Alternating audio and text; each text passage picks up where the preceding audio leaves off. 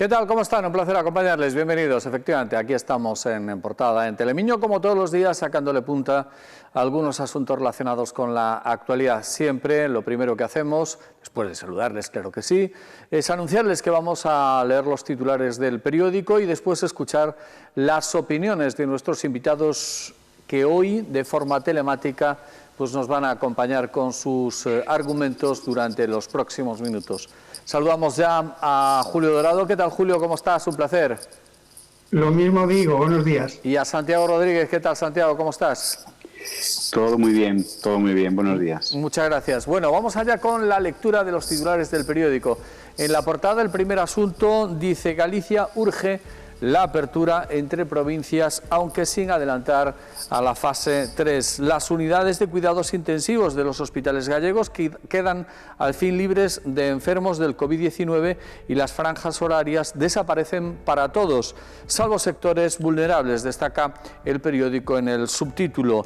Aportamos también pues la instantánea de portada, que tiene que ver mucho con la solidaridad, pero también tiene que ver mucho con la situación de precariedad en la que están muchos hogares. La Iglesia al rescate. El COVID me dejó sin trabajo y sin nada, dice ese entrecomillado.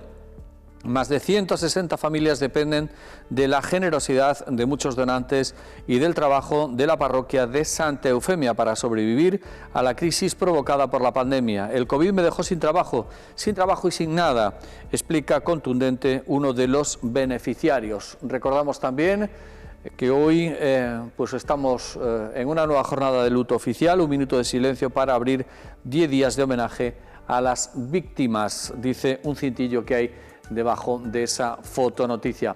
Vamos allá con otros asuntos en la portada. Confiesa que mató al dueño del bar Novo en una pelea porque se negó a fiarle cocaína. Se mostró arrepentido y abatido e ingresó en prisión.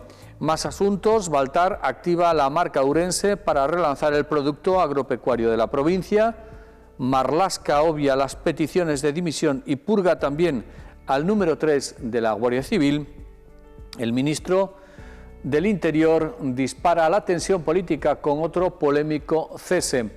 En Galicia, Xunta y PSA, el grupo automovilístico francés, se alían para que Vigo sea la factoría más competitiva del post-COVID. Feijóo tranquiliza al sector gallego del motor. En lo alto de la portada, refugio para el calor. Efectivamente, el Miño recupera a los bañistas en sus orillas al paso por la ciudad. Hoy con el periódico un extra a la temporada de pesca más esperada. Son estos los asuntos del jueves, día 28 de mayo del 2020. Esa es la oferta, la llamada en primera para los asuntos que se desarrollan en el interior. A partir de ahí, pues como siempre, vamos a escuchar las opiniones de nuestros comentaristas de hoy. Galicia urge la apertura entre provincias, aunque sin adelantar a la fase 3. Bueno, tengo que confesarle que antes de que comenzamos el programa, pues Julio Dorado, que está en la provincia de Pontevedra, en Vigo concretamente, pues bueno, decía que a ver cuándo nos acercábamos por allí para hacerle una visita y charlar un ratillo. Julio, habrá que esperar que el procedimiento administrativo nos lo permita, hombre. Sí, el tema de las provincias, bueno, sabéis más de eso en Ourense, posiblemente, que para ir, por ejemplo, vosotros orensanos, qué sé yo, a Tribes, no exactamente, pero al barco ya sí, tenéis que pasar por la provincia de Lugo o iros por la montaña, con lo cual no deja de ser un poco esa rareza, más que se podría solucionar en comunidades tan demarcadas como la nuestra. Con la meseta tenemos todo aquello de la Canda, el Padornelo, estamos aislados, siempre se habló de este aislamiento geográfico de Galicia. Por tanto, el que hoy no pueda ir a Ourense a darme un paseo por el centro, por esa hermosa ciudad en la que vivís, o vosotros no podáis venir a la playa, pues no deja de ser una especie de conflicto innecesario más. No es garante de no infección el hecho de que un orensano venga a Samil o viceversa, de que vaya un vigués a las pozas de de Otinteiro. Muy bien. A ver, Santi, ¿cómo resolvemos esta cuestión que tiene mucho de administrativo y a lo mejor menos de sentido común? Hombre, yo te voy a decir cómo la resolví yo. Yo desde que llegué a la conclusión de que las alarmas no tenían motivación sanitaria, sino de sostenimiento del gobierno y de intereses espurios del gobierno, yo llevo pues probablemente 5 o 6 semanas desacatando la alarma, o sea, lo digo por si alguien me escucha ya la policía y quieren venir, yo desacato completamente la alarma hace 4, 5, 6 semanas y además animo a todos los que tengo a mi alcance a que lo hagan. Eso es como lo resuelvo yo, no sé vosotros. Caray. Sí, es el sentidiño al que nos hacen apelar, ¿no?, en casi todas las publicidades, el seni catalán, el sentidiño nuestro, el sentido común, en definitiva. Ese sentido común que muchos, de alguna manera cifrábamos en el hecho de usar mascarilla. ¿Por qué no usar mascarilla? Y nos decían, no, solamente los enfermos, cuando ahora, como sabemos, es obligatoria. Pues ese sentido común es el que hoy diría, vamos a ver, estoy aquí, vivo en Pontevedra, pero vivo allí en La Cañiza, ¿por qué no voy a ir a Melón? Eso es ridículo. Bueno, que sí hay cercanía, pero ya hay tanta cercanía entre uno de Las Nieves o de Arbo y uno de Rivadavia, ya no hay tanta. Sin embargo, están ahí en la misma comarca geográfica y están en la misma autonomía. Por lo tanto, bueno, no sé cómo se llamará. Excesivo reglamentismo, quizá. Es decir, somos en ese sentido. Vamos a ver, mientras hablabais estaba recordando un caso que también citaba Julio al principio. Se da la circunstancia de que si desde Ourense se quiere ir a Obarco de Valdeorras, por lo tanto todavía territorio de la provincia de Ourense, y se opta por ir por la carretera nacional 120, la que conocemos popularmente como carretera Dos Peares o carretera de Monforte, al final, claro, el trayecto te lleva a que sobrepases en algunos kilómetros, vayas por la provincia de Lugo. La norma llegaba a especificar que en ningún caso podías detenerte en el territorio de la provincia de Lugo en ese tránsito hacia Valdeorras, lo cual es un poco excesivo desde el punto de vista de la burocracia, que como siempre suele arruinar al sentido común. Sí, bueno, no es que sea un poco, es excesivo a todas luces, es decir, volver a escuchar palabras que yo solo veía en el cine bélico como salvoconductos y cosas de estas, a mí es que me...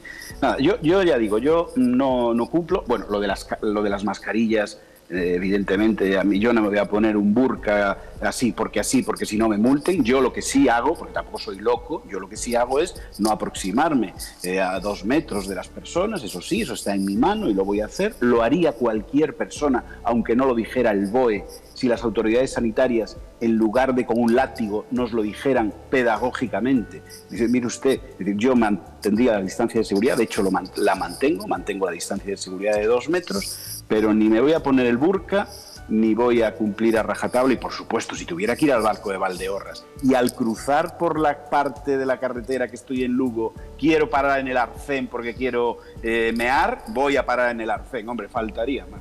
Y no pinches, Santi, no pinches, porque no podrás ir a Monforte a reparar el pinchazo. Madre mía. Pedir ahí en terreno de nadie que te rescaten con helicóptero. Ya. En fin, sí. Absurdo. Bueno, quiero plantear un asunto desde el punto de vista social. Evidentemente esto tiene muchísimas repercusiones económicas y por lo tanto al tener las económicas las tiene social, medidos en términos de empleo, medidos en términos pues, de ingresos o de recursos para la abundancia o para la subsistencia. Hablamos en este caso de la segunda posibilidad. Hoy la foto de la portada del periódico nos deja algunos elementos para la reflexión.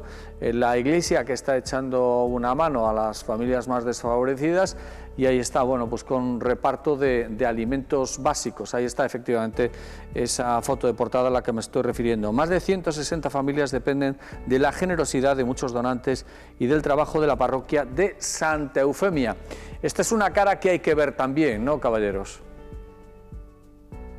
Llevamos anunciando de que va a haber más muertes por hambre que por virus Y al principio, cuando se decía hace unos meses, nos llamaban exagerados. Eso es, lo que viene es absolutamente espeluznante. Yo creo que no hay ningún español vivo, ningún español vivo que haya, durante su trayecto vital, contemplado lo que vamos a contemplar en breve. Es decir, en breve, a septiembre, octubre, supongo que será cuando ya se compliquen las cosas, ya de una manera definitiva.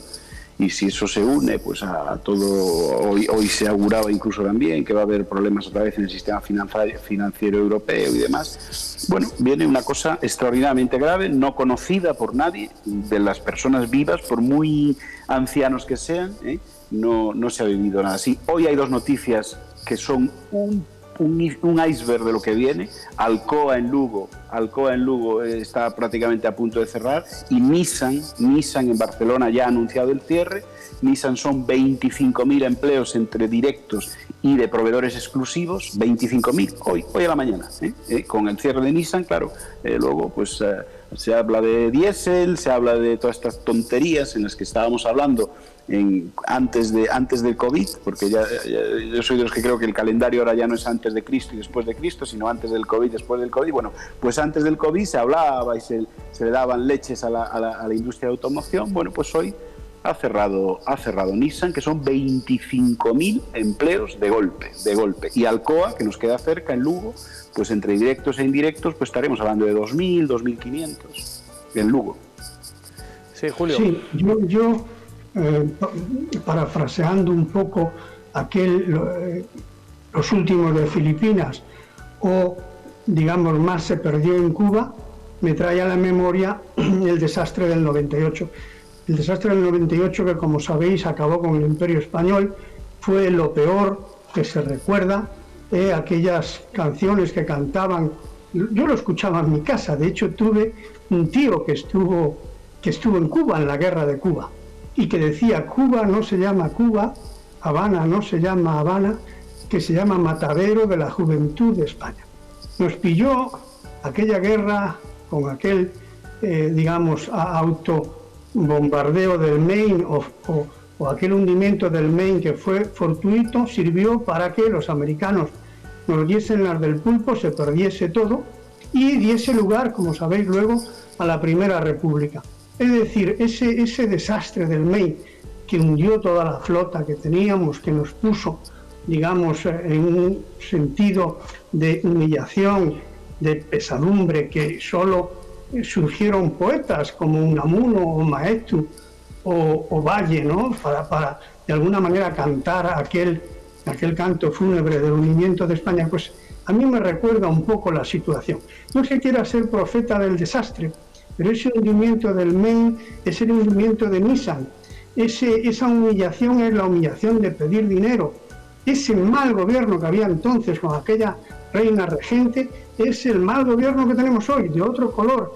¿A qué dará lugar entonces, ahora si ya tenemos, digamos, un gobierno democrático? ¿A qué dará lugar? Pues dará lugar al hundimiento de España. Ya no se puede hundir el imperio sin hundir a la nación. Y ese hundimiento puede traer aparejado o simultáneo pues el desmembramiento, es decir, el catalán que se va, el vasco que desaparece. Es muy pesimista lo que estoy diciendo, pero lo digo simplemente para que suene como un aldabonazo. Creo que debiéramos ponernos a la tarea de achicar aguas, de no dejar hundir la flota, de no dejar hundir los barcos, de no dejar hundir España. Creo que fue Castelao, en uno de sus cuentos, habla de que el niño de 12 años, un americano le dijo: tenéis la flota submarina más grande del mundo. Evidentemente se refería a todos aquellos barcos que quedaron allá a la salida del puerto de Santiago de Cuba. Ese desastre, el desastre del 98, ya olvidado, por supuesto, por estos mequetrefes que hoy nos gobiernan, por todos, es un poco lo que se está cerniendo sobre España como un buitre negro. Entonces creo que es el momento de unirse, de salvar como se pueda, o de salir lo mejor de esta tragedia. En fin, perdonadme un poco este pesimismo que subyace, pero bueno, sí, la situación es mala, muy mala. Bueno, estuvo bien lo de las referencias históricas. Vamos a entrar de lleno en otros asuntos también en la segunda parte del programa. Hacemos ahora la pausa. Ya les anticipo que uno de los temas que vamos a tratar es la polémica, una más, en la que está en estos momentos el Gobierno central como consecuencia, bueno, del lío en Interior con Marlaska de protagonista, con el ministro, y con la Guardia Civil, pues también como invitada, no sé si a su favor o a su pesar. Volvemos ahora.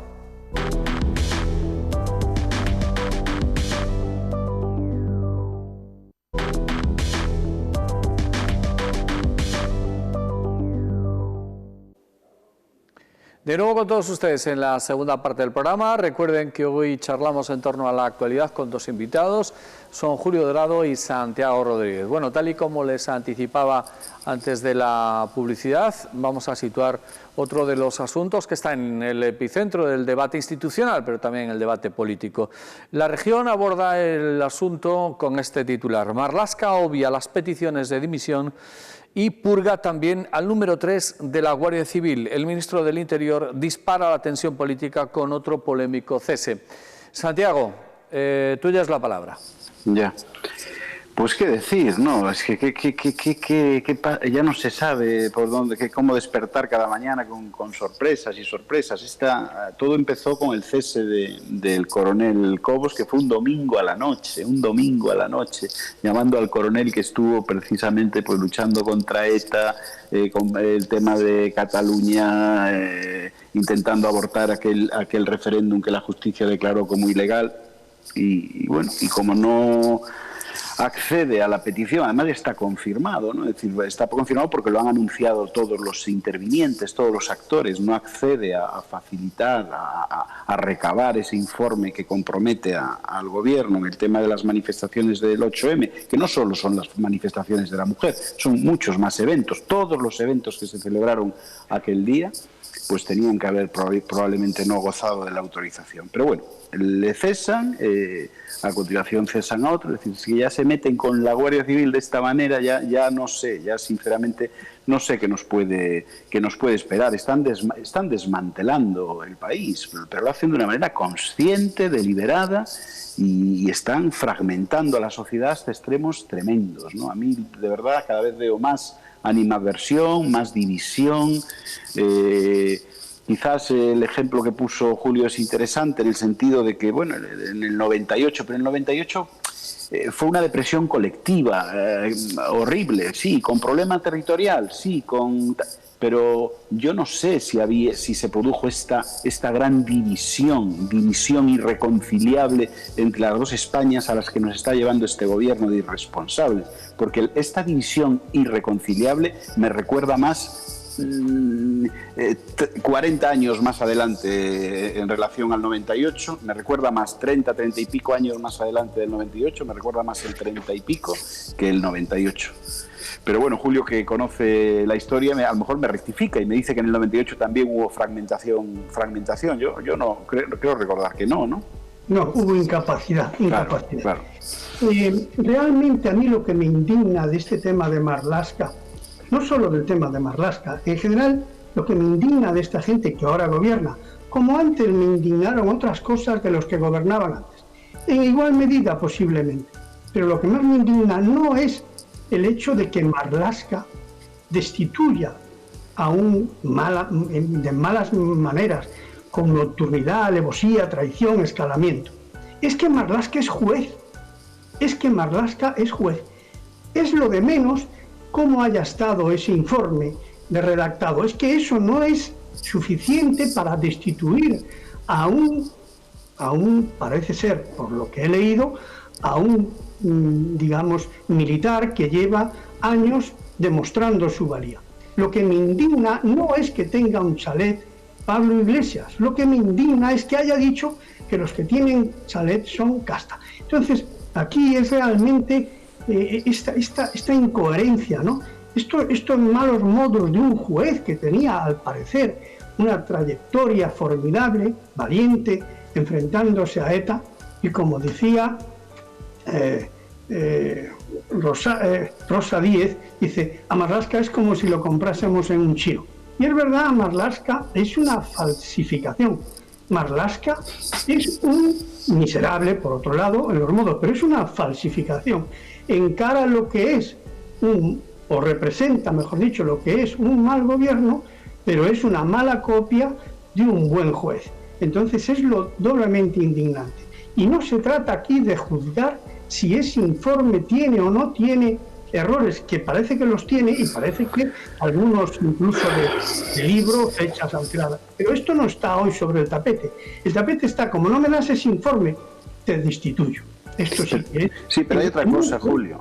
Hay otra cosa peor. Es que es peor, es el momento. Vamos a ver, pero ¿cómo en la peor crisis sanitaria, en estado de alarma, en luto nacional, cómo se destituye en 24 horas al mando, al mando de la Guardia Civil, al jefe de la Guardia Civil en Madrid, al subjefe a nivel nacional y al segundo de a bordo a nivel nacional? Pero nos imaginamos que cayendo las Torres Gemelas destituyen al jefe de los bomberos en Nueva York. Pero a alguien se le puede ocurrir eso. Es que ya no es por qué, es cuándo. Es algo que nos inoculan a base de barbaridades para que con una olvidemos otra. Y mi esperanza es que no olvidemos ninguna. Porque ¿cómo van a destituir a la Guardia Civil hoy, en estos momentos? Por favor, primero, llevas 2 años de ministro. Si no confiabas en esta gente, llevas 2 años. Marlaska no lleva de ministro, no, lleva 2 años. Por tanto, o antes o espera a que pase esto. Pero ¿alguien se puede imaginar que se destituya a los directores de los hospitales cuando estaban las UCIs llenas? Es verdaderamente increíble, no tengo palabras. Y luego, por otro lado, resulta que cuando el mando único nos montan aquel teatrillo en donde estaban 2 generalotes llenos de medallas, el jefe del Estado Mayor, que por cierto viene de la aviación, que no se levantaba del peso de la chapa que traía, ¿qué pintas aquí?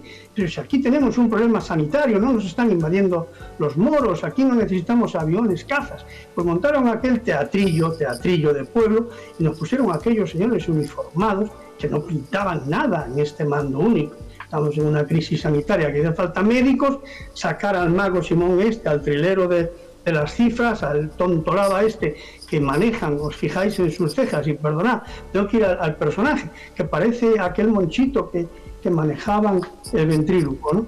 Y no, poniendo gente de esta, quitándolo a los ministros. Pues ahora, por otras causas, que sí que parece que se justifican, como empezar a averiguar qué pasó en todo este desastre, pues nos los vamos cargando. Yo, que soy ministro, que he estado en los altos cargos, que sé muy bien cómo debe ser y cómo debe comportarse los diferentes poderes del Estado. Parece ser que este señor, el Marlaska, ya había pedido a Rajoy, lo he oído, sí, que había pedido a Rajoy que lo nombrara ministro o defensor del pueblo o fiscal general del Estado. Este se alineaba con cualquiera. Estos jueces que salen mucho en las televisiones y en los plasmas, a mí nunca me han convencido. Es el caso de aquel otro que anda por ahí todavía, que ahora no me viene el nombre. Garzón. Entonces estos jueces mediáticos terminan un poco enseñando la patita. Entonces, de juzgar, de jueces, de imparciales, de ese señorío, de esa balanza, de esa ceguera, en el buen sentido, la justicia ciega, la justicia muda y sorda, en estos, pues es todo lo contrario. Yo no sé, Julio, ¿qué opinas? Porque yo a veces, no sé, no me lo puedo explicar muy bien, pero no sé si opinas que la concatenación eterna de escándalos forma en sí mismo parte de una estrategia, porque ya no, como ahora ya hay que hablar de la Guardia Civil, como ahora hay que hablar del cese del número 3, ya nos olvidamos del Cobos. Como ahora ya nos olvidamos del Cobos, ya no podemos hablar del pacto con Bildu. Como ya no hablamos del pacto con Bildu, ya no hablamos de los muertos de la pandemia. Y por supuesto ya de las maletas que llegaron a Barajas con Ábalos cuando vino la vicepresidenta de ETA. Es imposible ir. Yo no sé si una cosa aplasta a la otra por pura incompetencia, o porque son más listos, o porque son más listos que lo que nos podemos imaginar, y con una tapan la otra y tapan la otra y tapan la otra. No tapan ninguna, con una encadenan otra. Antes estaban mal, ahora damos un paso al frente porque antes estábamos al borde del peligro. Fíjate que en esta locura que llevan, pues claro, van surgiendo las cosas y van surgiendo los errores. Ahora aprobaban para tapar de una manera escandalosa, para comprar el honor no tiene precio. Entonces aprueban una subida de sueldos. Y entonces, como ahora la gente protesta, pues aprobamos el fútbol. Volvemos a aquel pan y circo romano, que luego era el fútbol del caudillo, del generalísimo, y ahora es los de estos impresentables. Entonces todos concatenan errores para cubrir otros errores. Sí. Bueno, vamos a plantear un último asunto. Nos quedan 4 minutos de programa y recupero una de las intervenciones o un argumento que dejó ahí Santiago Rodríguez, y era lo de esta factura de la crisis. Se habla del dinero, se habla de las aportaciones de la Unión Europea, se habla en definitiva, bueno, de incremento de la deuda, de que se ponga a funcionar la gran maquinaria el grifo del dinero. Pero, ¿quién va a pagar esta factura? Decía esta mañana el ministro de Seguridad Social que, bueno, que todos tranquilos, que esto no lo va a pagar nadie. Es decir, no va a haber retorno en materia de impuestos, no va a haber retorno en materia económica, perdón, de recortes. Esta factura, al final, ¿quién la va a pagar? Santiago. Aquí nos llaman estúpidos y nos dicen que, primero nos dicen que esto es la situación más dramática que vamos a vivir en nuestras vidas, en nuestras vidas, en una guerra, no sé qué. Luego nos dicen, y además es cierto, que a nivel económico va a ser una depresión que solo la recuerdan, pues no sé, a principios del siglo pasado. Y a la vez que nos dicen todo eso, nos dicen que esto no vamos a dejar a nadie atrás y que vamos a salir más fuertes. Es una tomadura de pelo absoluta. ¿Quién la va a pagar? Pues evidentemente, si nos rescatan, bueno, es decir, desde el punto de vista de la deuda, el país se va a volver insostenible, absolutamente insostenible, porque nadie regala nada. Por tanto, yo creo sinceramente que vamos a estar a punto de entrar en default, que es lo peor que le puede pasar a un país, y en ese momento pues vendrán la Unión Europea, el Fondo Monetario Internacional, por la dimensión de España, porque demasiado grande para caer, es esa frase tan manida en la economía, que es demasiado grande para caer, y nos ayudarán, pero nos ayudarán con una fortísima condicionalidad en la que evidentemente va a haber recortes de pensiones, recortes de salarios en la función pública, se congelarán los empleos públicos, es decir, no habrá oferta de empleo público en muchísimo tiempo. Es evidente que va a pasar eso porque no hay recursos, ¿no? Y no hay manera de resolverlo, ¿no? Y eso es lo que... Pero a mí lo que me ofende es que nos engañen y que quieran ganar tiempo y que nos digan que no va a pasar nada. Bueno, bien, vale, pues lo veremos.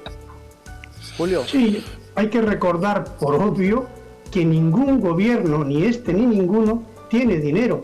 El gobierno tiene el dinero que recauda de quienes producen. Por lo tanto, si yo reparto algo, primero tengo que obtenerlo, o lo reparto sin tenerlo, quede en deuda, después tengo que pagar. Cada español, los 48 millones casi de españoles, debemos algo así como 35.000 euros de deuda de España. Somos todos partícipes en esta deuda. Entonces no puedo repartir lo que no tengo, salvo cobrando a quienes me dan un poco más. El IVA va a subir, no hace falta ser mago para adivinarlo, los impuestos van a subir y van a bajar, por supuesto, las pensiones y van a bajar los sueldos de los funcionarios. Por otra parte tiene que ser así, todos tenemos que colaborar, pero lo que no se puede es negar, decir que no lo va a pagar nadie.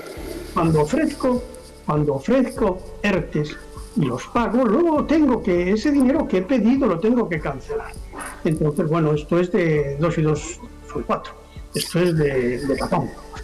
Esto no tiene ni pies ni cabeza. Fijaos la contradicción tan increíble. La pandemia la ha resuelto un ministro de Sanidad que es filósofo. Y la crisis económica la va a resolver una ministra de Hacienda que es médico. Yo ya más no puedo decir. Bueno. Sí. Por comparación, se me ocurre ahora,